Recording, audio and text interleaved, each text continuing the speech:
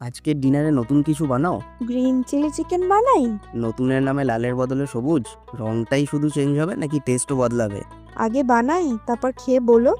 রান্নাঘরে গিয়ে দেখি পরিবর্তনের প্রক্রিয়াটা ঠিক কী।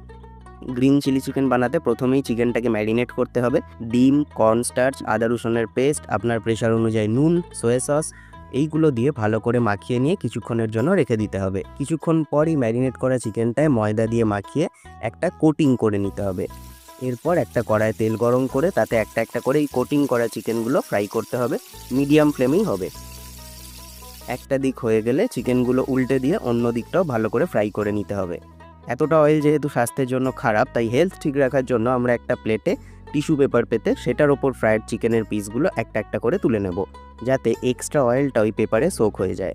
এবার চিকেন ফ্রাই করার তেলেই আদা রসুনের পেস্ট দিয়ে অল্প করে নেড়ে তাতে আগে থেকে কেটে রাখা ক্যাপসিকাম, পেঁয়াজ আর কাঁচা লঙ্কার পেস্ট দিয়ে অল্প করে ফ্রাই করে নিতে হবে।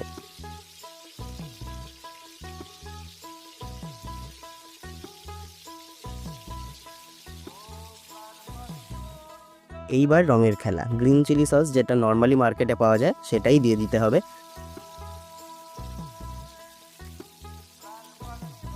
এবং পেস্ট মতো চিনি আর গোলমরিচ গুঁড়ো দিয়ে খুব ভালো করে সব কিছু মিক্স করে নিতে হবে। এবার ফ্রাই করা চিকেনগুলো দিয়ে আবার ভালো করে নেড়ে নিতে হবে।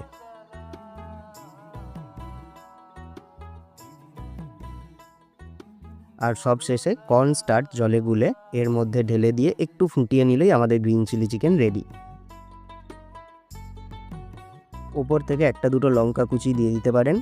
এই সময় নুন আর চিনির ব্যালেন্সটা চেক করে নিয়ে পারফেক্ট মনের মতো হলেই নামিয়ে নিন। এবার খেয়ে বলো কেমন হয়েছে। ভালোই হয়েছে, হেভি। একটু বেশি ঝাল এই যা। শুধু রঙই বদলায়নি, স্বাদও বদলেছে।